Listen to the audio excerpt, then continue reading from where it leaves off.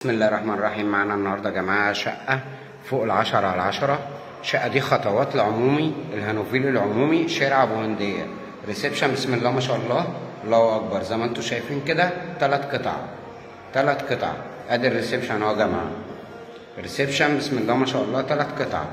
حاجه بسم الله ما شاء الله. الشقه دي الدور الثاني، شايفه عمومي اسفلت عمومي الهانوفيل العمومي شارع ابو هنديه اللي في المستشفى. تاني بلكونه كامله عدادات، مساحه 130 متر، 3 غرف مقفولين. دي تشيل سريرين متر 20 ودولاب. اوضه بسم الله ما شاء الله على الشارع. دي اول اوضه معانا اهي، تمام. دي تاني اوضه معانا تشيل سريرين برضو ودولاب متر 20، ليها بلكونه على شارع ابو هنديه العمومي. والاوضه اللي عدت برضو على شارع ابو هنديه العمومي، ليها 3 قطع على الشارع. دي البلكونه معانا اهي، حاجه بسم الله ما شاء الله. بلكونه فراندا شارع ابو هنديه اهو يا جماعه. ده كده من عند ابو سيفين عموم الهانوفيل هناك اهو يا جماعه. خطوات. دي الاوضه من جوه اهي، حاجه بسم الله ما شاء الله. ده الريسبشن معانا من جوه اهو، في طرقه توزيع هناك اهي، المطبخ والحمام والغرفه كبيره. الريسبشن معانا بسم الله ما شاء الله، الله اكبر. 3 قطع. هنا بلكونه جيب مصدر تهويه، بلكونه جيب مصدر تهويه ومقفوله من فوق هنا.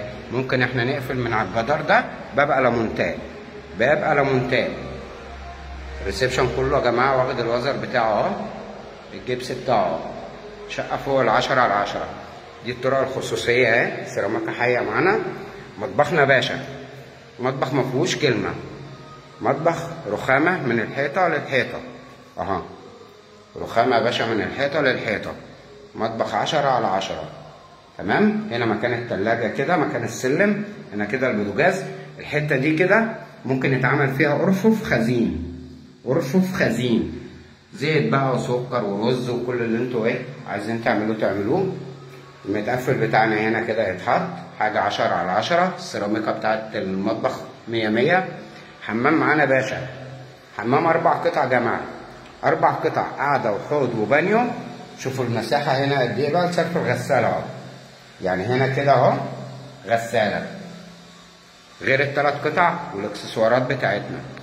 الاوضه دي التالتة، الاوضه التالتة دي بتشيل اوضه نوم كده مستريح. هنا كده الدولاب في الوش، هنا كده الدولاب، هنا كده الاتنين سرير والكومود بتاعه، وهنا كده السراحه.